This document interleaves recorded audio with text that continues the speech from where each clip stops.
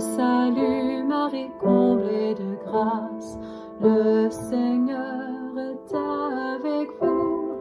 Vous êtes bénie entre toutes les femmes, et Jésus, votre enfant, est béni.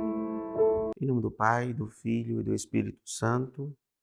Ave Maria, cheia de graças, o Senhor é convosco. Bendita sois vós entre as mulheres, bendito é o fruto do vosso ventre, Jesus. Santa Maria, Mãe de Deus, rogai por nós, pecadores, agora e na hora de nossa morte. Amém. Então, uma saudação a todos vocês que estão matriculados no curso nessa proposta da Diocese de Campina Grande, nessa escola Mãe da Sabedoria. Quero desejar a todos vocês um frutuoso aprendizado no campo do Apocalipse. Nas duas primeiras aulas, nós falávamos sobre uma introdução, apresentamos para vocês uma introdução bem geral a respeito da composição do livro do Apocalipse e também a relação que o livro tem com os demais livros chamados livros joaninos, né, como o Quarto Evangelho, as epístolas e assim por diante. Nós tratamos também a respeito do contexto em que a obra foi composta. E hoje nós teremos a oportunidade de adentrarmos diretamente no texto do Apocalipse, e nós vamos agora, de uma maneira bem pausada, bem compassada, bem, digamos, esmiuçada, vamos adentrar no texto, para que nós possamos analisar toda a simbologia, toda a mensagem e toda a teologia que o texto comporta em si.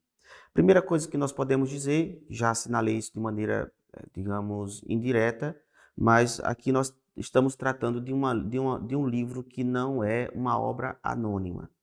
Inclusive, quando eu tratava a respeito do Quarto Evangelho, um dos elementos que os exegetas usam para dissociar o Apocalipse do Quarto Evangelho é o fato de que o Quarto Evangelho, o autor esconde-se por trás de um discípulo anônimo. Portanto, tratava-se de uma obra anônima. Já o Apocalipse, nós já percebemos, já no início do livro, no prólogo do Apocalipse, nós já lidamos diretamente com o nome do autor.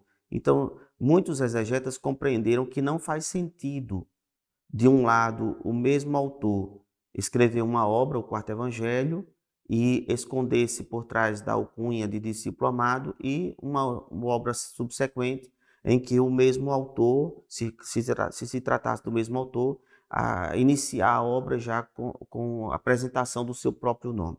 Então nós já falamos sobre isso, e agora vamos nessa parte introdutória, que nós chamamos de prólogo, né, que é a parte de abertura do livro. O autor ele apresenta a proposta do Evangelho, ou seja, veicular uma revelação que lhe foi confiada, mas ao mesmo tempo identificar aquela pessoa que está por trás do livro.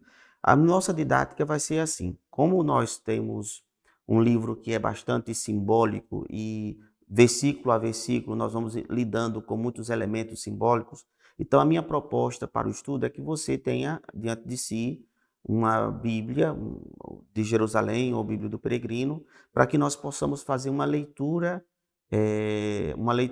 de cada parte, de cada capítulo, e assim nós vamos apresentando toda a simbologia que tem por trás de cada parte, de cada versículo da Bíblia, tá certo? Então, se você já tiver com a sua Bíblia aí diante de si, sugiro que abra no capítulo 1 do livro do Apocalipse, para que a gente possa ir percorrendo, fazendo essa viagem, esse itinerário dentro desse universo do livro do Apocalipse. Capítulo 1, versículo 1 diz o seguinte: revelação de Jesus Cristo. Então nós temos aqui na linguagem, no estudo grego, da língua grega, nós temos aqui um genitivo sujetivo, ou seja, é um genitivo que quer dizer mais ou menos assim: revelação que tem Jesus por objeto, por sujeito, perdão. Que tem Jesus é o sujeito da revelação.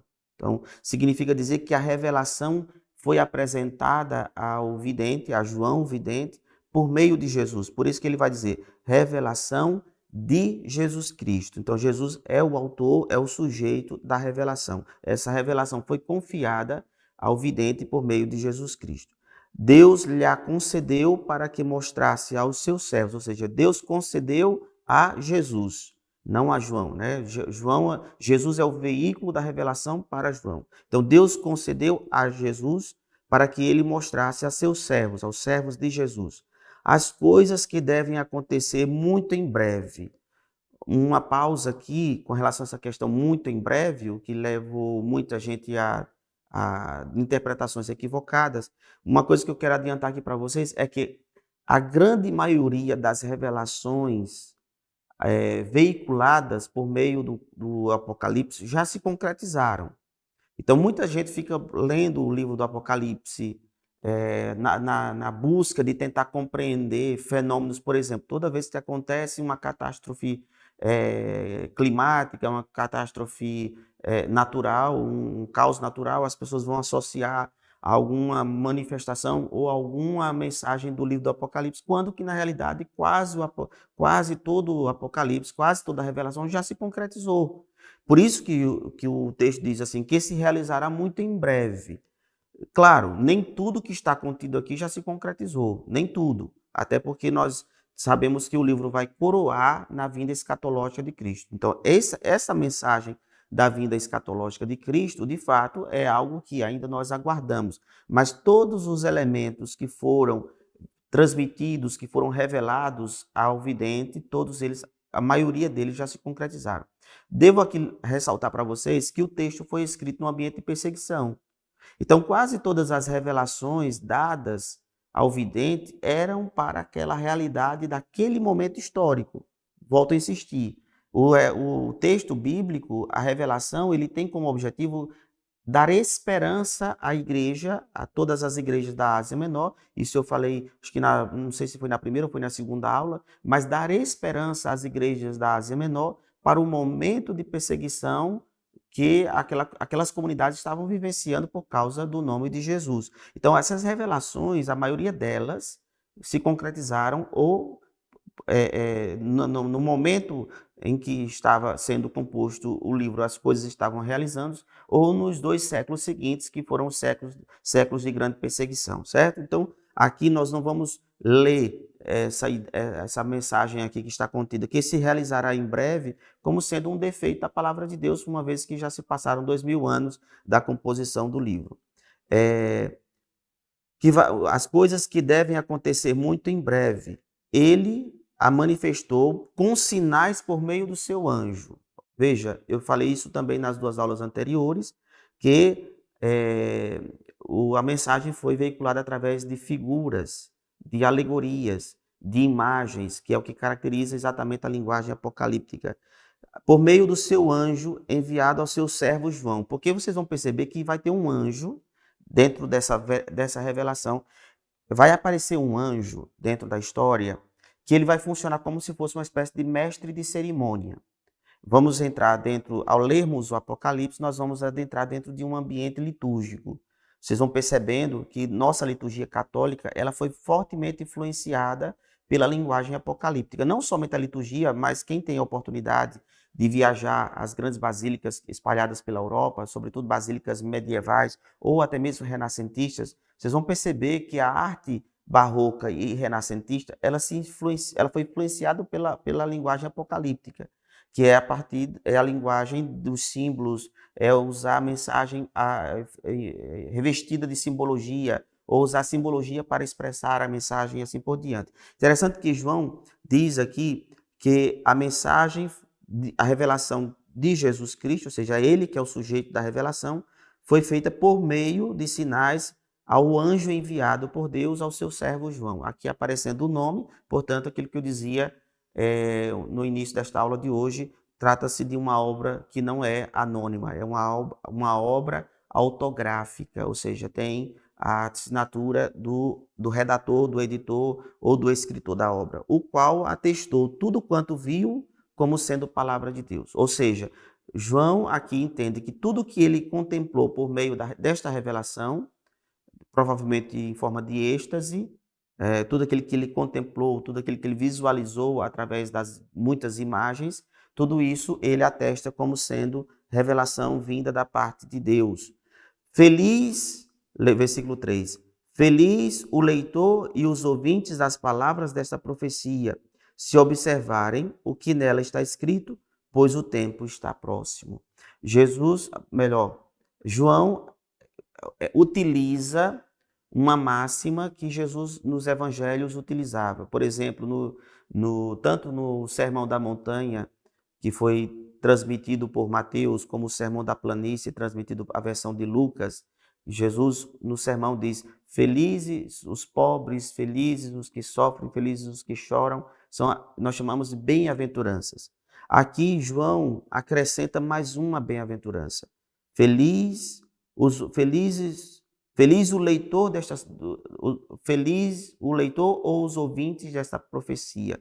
Por que que João apresenta essa bem-aventurança para o leitor? Porque toda esta revelação, essa profecia, ela tem como objeto, como objetivo, apontar para o fim último, que é o escopo e o desejo de cada cristão, de todo o discípulo de Jesus Cristo. Ora, se esse é o objetivo de cada seguidor de Jesus Cristo, que é a união última e definitiva com nosso Senhor, e o Apocalipse ele apresenta como que a porta de acesso a esta entrada, a entrada do fiel no reino de Deus, portanto, feliz aquele que ouve, que põe em prática, que acolhe essa mensagem como sendo, de fato, a profecia que procede, que provém do próprio Deus. Então, este é a abertura do livro, é o prólogo, é a porta de acesso, de ingresso. Aqui, nesses primeiros versículos, nos 3 primeiros versículos, estão contidas a autoria que João aplica ao próprio Jesus Cristo. O vidente aqui se enquadra, se apresenta como sendo um instrumento, como uma espécie de escriba que redige em nome de uma outra pessoa, mas também o destinatário, que é a própria igreja. Toda a igreja da Ásia Menor, ela é convidada a abrir-se para acolher essa doutrina e essa mensagem que está aqui contida nesta obra de grandiosa e esplêndida mensagem e de esplêndido recurso literário. Vamos agora para entrar dentro do próprio texto, do texto bíblico, e o Apocalipse ele começa com uma mensagem endereçada às 7 principais igrejas da Ásia Menor. Eu já havia dito nas aulas anteriores que essa região da Ásia Menor ela foi evangelizada por Paulo. Paulo, evidentemente que quando o Apocalipse foi escrito, Paulo já teria morrido. Paulo morreu no ano 64 e o Apocalipse foi escrito por volta do ano, na segunda metade do último século, ali por volta entre 95 ao ano 100 daquela era. Então, já fazia alguns anos que Paulo teria morrido. E algumas cartas, algumas comunidades mencionadas aqui no livro do Apocalipse não foram mencionadas nos Atos dos Apóstolos, nem no Epistolário Paulino. Então, dando a entender que nessa oportunidade, nessa ocasião, a mensagem já havia sido difundida, alargada na região da Ásia Menor. Para quem não sabe onde fica exatamente a Ásia Menor atualmente ficaria no território da Turquia. A Turquia fica ali na fronteira entre o Oriente Médio e a Europa, né? Inclusive, atualmente, o território da Turquia, uma parte está dentro da Europa e outra parte está dentro é considerada ainda o Oriente Médio. Então, o texto vai dizer exatamente o seguinte: João, ou seja, o vidente, o autor do Apocalipse, às 7 igrejas da Ásia Menor, as 7 igrejas da Ásia. Eu já mencionei que o numeral, que o Apocalipse ele é dotado de muitos números. Nós vamos encontrar aqui uma riqueza simbólica dos números, e convém que eu diga para vocês que no mundo antigo, o numeral tinha um significado também simbólico. Para nós, os numerais eles têm apenas um valor matemático, no sentido de que, por exemplo, o numeral 7, para nós que somos ocidentais do século XXI, o numeral 7 significa apenas a soma de 1 mais 1 mais 1 até somar 7. Então, está ligado diretamente ao aspecto matemático, de contabilização. No mundo antigo, e isso está muito presente quando a gente estuda a gramática da língua grega, é que os numerais, eles não são apenas números matemáticos, mas eles são também adjetivos. Então, quando eu digo assim, a Santíssima Trindade, o numeral 3, então na nossa cabeça vem apenas a soma de 1 mais 1, que dá igual a 3. Enquanto que no mundo antigo, o numeral ele vai ter o aspecto de dar qualidade, você tem um aspecto qualitativo e não apenas quantitativo. Então, quando aqui o texto bíblico apresenta o numeral 7, embora depois surgirá aqui a nomeação, será nominado às 7 igrejas, mas a rigor é normal que todos os exegetas de respeito, eles interpretam que, embora sejam mencionadas aqui 7 igrejas, mas muito provavelmente aqui o numeral esteja ligado à totalidade da igreja. Nós todos estamos acostumados, já ouvimos desde muito tempo que o numeral 7 significa perfeição, plenitude. Então isso é verdade. Inclusive, volto a insistir, no mundo grego, no mundo antigo, o numeral ele é muito mais do que tem muito mais do que uma conotação meramente matemática. Então, o numeral 7 normalmente é associado a um dado de plenitude, algo de totalidade, de amplitude, de um número pleno e perfeito. Então, embora aqui a mensagem seja direcionada às 7 igrejas da Ásia Menor, na realidade, a rigor, nós podemos considerar como sendo uma mensagem à totalidade da igreja, a toda a igreja de Jesus Cristo espalhada pelo mundo. Toda a igreja de Cristo é estrangeira nesta vida. As 7 igrejas que estão na Ásia Menor, a vós graça e paz da parte daquele que é, daquele que era e daquele que vem. Daquele que era, daquele que é, daquele que era e daquele que vem. Aqui nós temos nessa tríplice indicação, tríplice apontamento para o autor da carta, o autor do livro, aquele que é, que era e que vem, está aqui claramente, explicitamente sinalizado que aqui representa o Deus que é a fonte da revelação.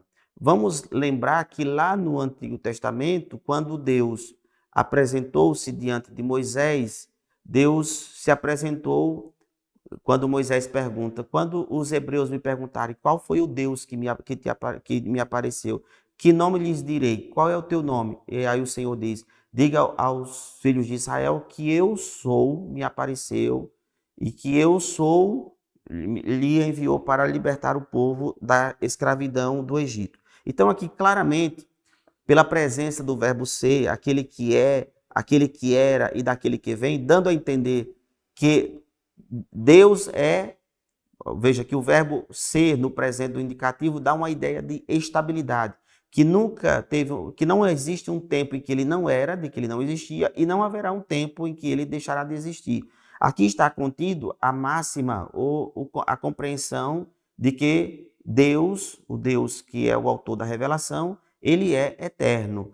Em outras palavras, nós poderíamos substituir essa expressão, aquele que é, aquele que era e aquele que vem, pela palavra eterno.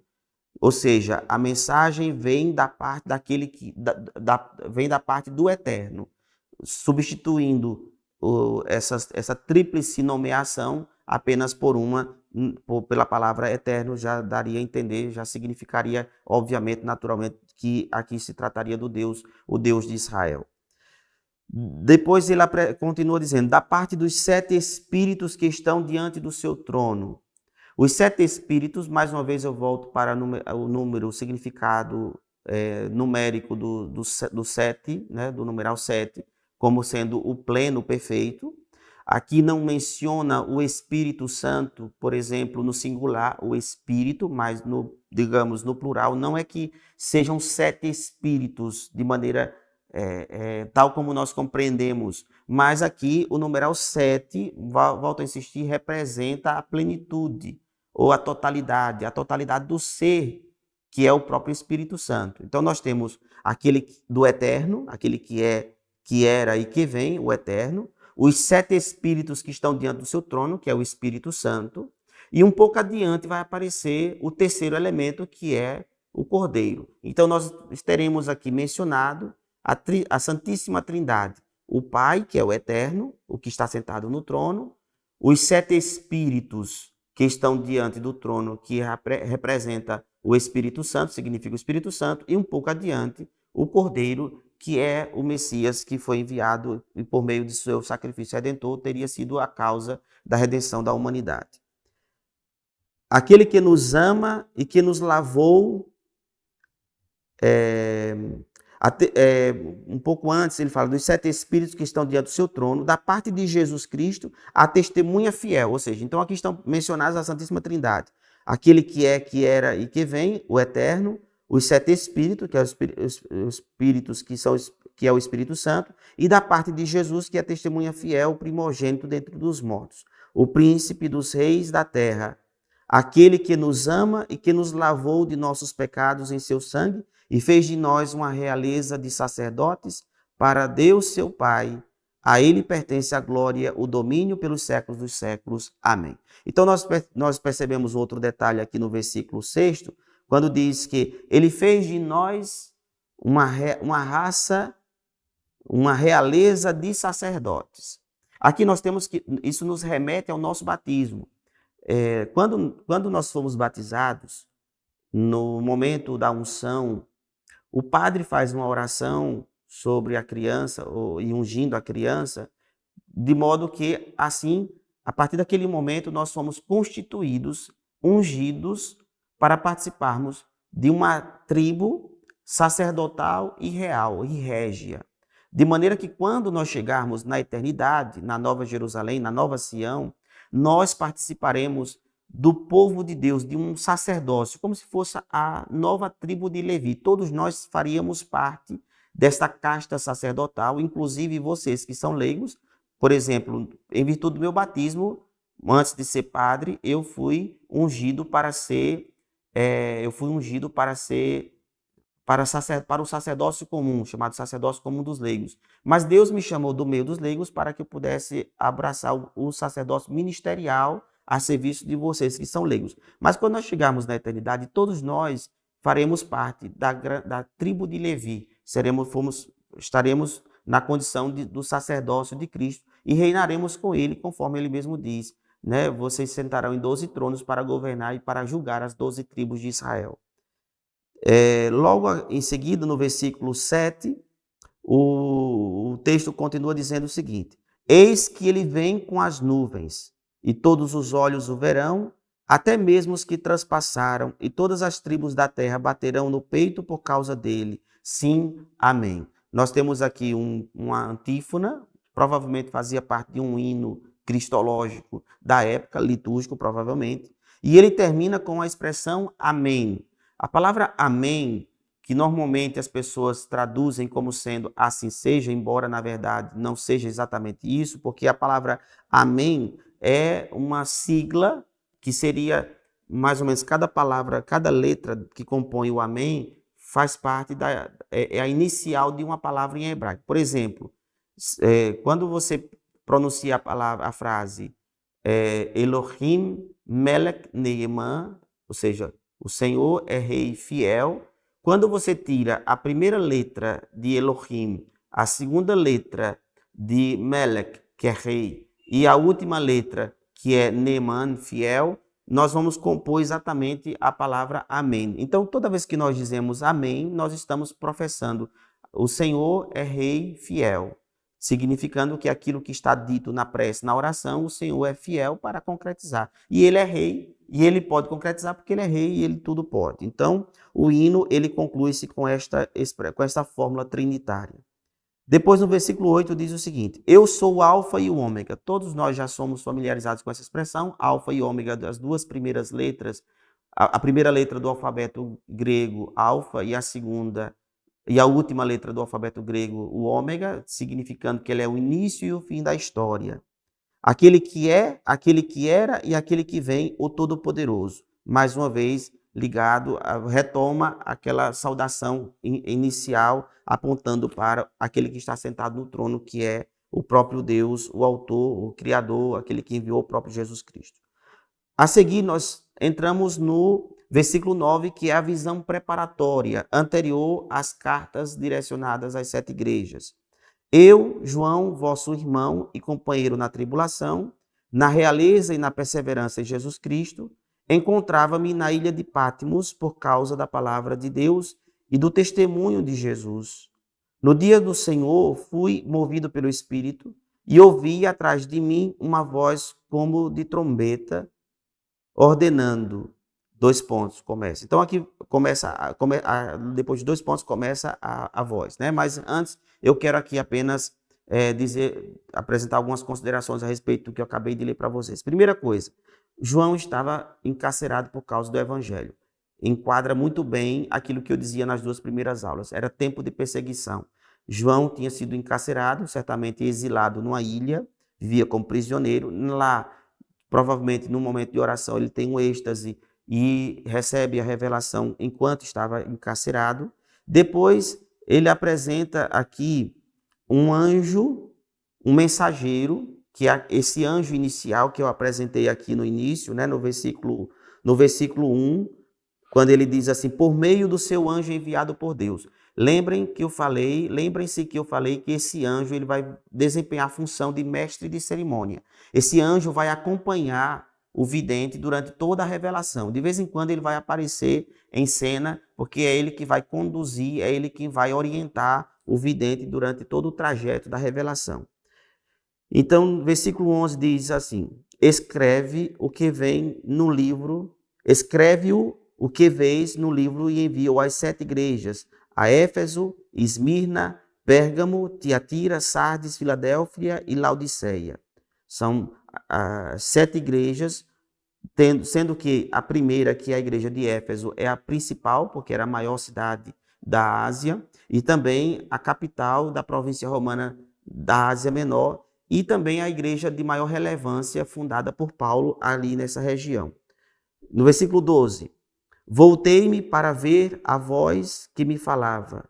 Ao voltar-me, vi 7 candelabros de ouro. Mais uma vez aparece aqui o numeral 7. 7, mais uma vez eu volto aqui a insistir, não significa exatamente um numeral, no sentido de contabilizar 1 mais 1 mais 1 até chegar a 7, mas tem o sentido de perfeição. Aqui nós temos que ler como se fosse um adjetivo. Um candelabro de ouro, ou seja, de nobreza, que era um material nobre. E no meio dos candelabros, alguém semelhante ao Filho do Homem. Quando ele diz assim, semelhante ao Filho do Homem, porque João está aqui tentando descrever, o que não é fácil, tentando descrever para nós, que somos os seus leitores, que este ser que ele vê de maneira confusa, no meio deste candelabro com 7 tochas, ele tem semelhanças humanas, mas também semelhanças divinas. E, embora aqui ele não mencione o nome dessa figura, ele dá a entender que, na verdade, se trata daquele que venceu, do cordeiro, que nós veremos um pouco mais, a descrição dele um pouco mais adiante. Vestido com uma túnica longa, cingido à altura no peito por um cinto de ouro. Seria o equivalente ao efode sacerdotal, ou seja, este ser que tem semelhanças humanas, ele está revestido das insígnias sacerdotais. Ele está usando os apetrechos que o sumo sacerdote usava no templo de Jerusalém, dando a entender que ele é o sumo sacerdote. Mas atenção, quando eu falo de que ele é o sumo sacerdote, não estou dizendo que ele é o sumo sacerdote humano que oficiava na liturgia no templo de Jerusalém. Até porque foi essa instituição que condenou Jesus à morte. Mas aqui ele apresenta Jesus como sendo o verdadeiro sumo sacerdote. É Jesus que é o legítimo sacerdote. Deve-se lembrar aqui também que nessa época o templo de Jerusalém já não existia mais, porque ele foi destruído no ano 70, portanto, quando o Apocalipse foi escrito, o templo de Jerusalém já tinha sucumbido, já não existia, e, portanto, aqui nós estamos vendo a nova liturgia que substitui, que é a liturgia cristã, em substituição da antiga liturgia do templo de Jerusalém, realizado pelo sacerdócio antigo. Jesus agora é o novo sacerdote, é o sumo e eterno sacerdote. Esse tema foi abordado também pelo autor da carta aos Hebreus, apresentando de fato Jesus na qualidade de sumo sacerdote. Os cabelos de sua cabeça eram brancos como lã branca, dando a entender que aqui a cor branca dos cabelos e a alvura, né, ser branca como a lã de algodão, significa a sabedoria, porque os cabelos brancos na liturgia judaica, na cultura judaica, era símbolo do saber, porque o ancião, diferentemente do jovem, foi alguém que aprendeu muito através dos erros. Não estou dizendo aqui que Jesus errou, estou dizendo aqui que a simbologia da cor branca dos cabelos representa a sabedoria, como era entendida na cultura antiga. Então, a cor branca aqui representa a sabedoria de Jesus. Branca como a neve, e seus olhos pareciam uma chama de fogo, ou seja, incandescente de fogo, porque o fogo na cultura antiga significa o elemento purificador. Quando os extratores, os mineradores extraíam o ouro da terra, eles separavam o material nobre, que é o ouro, dos materiais de baixo valor, através da forja, que é queimando. Ou seja, os olhos de fogo significam aquele que tudo penetra.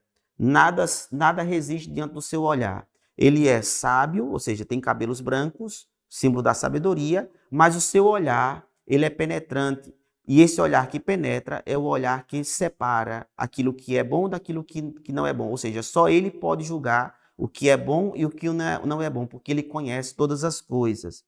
Os pés tinham um aspecto de bronze quando está incandescente no forno. Pés de bronze significa dizer estabilidade.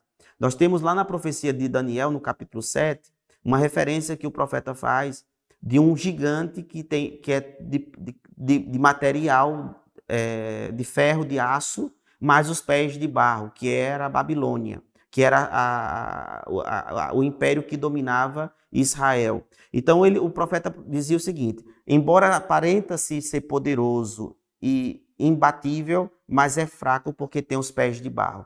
Em oposição a essa visão, essa profecia do profeta Daniel, a profecia do Apocalipse diz que este tem pés de bronze, ou seja, é estável. Ninguém jamais poderá abalar suas estruturas. Ninguém jamais poderá fazê-lo cair. Jamais o seu poder sucumbirá. Por isso que até o Papa Bento XVI, os papas usavam também um sapato de cor de bronze, mais ou menos avermelhado, fazendo referência exatamente a essa figura, a Jesus, como o Papa como sendo figura desse sumo sacerdócio que é Jesus. Na mão direita ele tinha 7 estrelas, mais uma vez 7 no sentido de adjetivo, e de sua boca uma espada afiada com 2 gumes. Sua face era como o sol quando brilha com todo o seu esplendor. Então, 7 estrelas são os 7 anciãos das 7 igrejas da Ásia, que estão na mão de Jesus. Que eles não são lua nem sol. Eles são estrelas, são astros menores, mas eles devem iluminar as suas igrejas, estão na sua mão. Depois da sua boca sai uma espada afiada, que é a sua palavra, que é aguda, que penetra até a divisão da alma. E logo em seguida, sua face resplandece como o sol, ou seja, brilha como o sol, tem a glória resplandecente, como o sol resplandece no momento mais alto, que é ao meio-dia. No versículo 17, ao vê-lo caí como morto a seus pés. Ele, porém, colocou a mão direita sobre mim, assegurando: não temas, eu sou o primeiro e o último, o vivente. Estive morto, mas eis que estou vivo pelos séculos dos séculos e tenho as chaves da morte e do Hades. Escreve, pois, que vistes, tanto as coisas presentes como os que deverão acontecer depois destas. Quanto ao mistério das 7 estrelas que viste em minha mão direita e os 7 candelabros de ouro. As 7 estrelas são os anjos das 7 igrejas, ou seja, os anjos aqui são os pastores, são as lideranças das 7 igrejas. E os 7 candelabros são as próprias igrejas, as 7 igrejas que foram mencionadas no início. Pois bem, aqui nós terminamos esse nosso primeiro encontro dentro do próprio texto. Aqui, conforme vocês puderam perceber, eu apresentei simbolicamente cada elemento, Depois seria inconveniente que vocês depois ouvissem novamente e pudessem ir penetrando melhor, absorvendo melhor o significado de cada símbolo deste que está aqui apresentado. Na próxima aula nós vamos começar a penetrar no conteúdo das cartas, das 7 cartas direcionadas aos 7 anjos, que por sua vez são os 7 líderes das 7 igrejas da Ásia Menor. Que Deus os abençoe e que cada vez mais ilumine a mente de vocês para compreenderem a palavra do Senhor. Sainte Marie, Mère de Dieu, priez pour nous, pauvres pécheurs, maintenant et à l'heure de notre mort. Amen.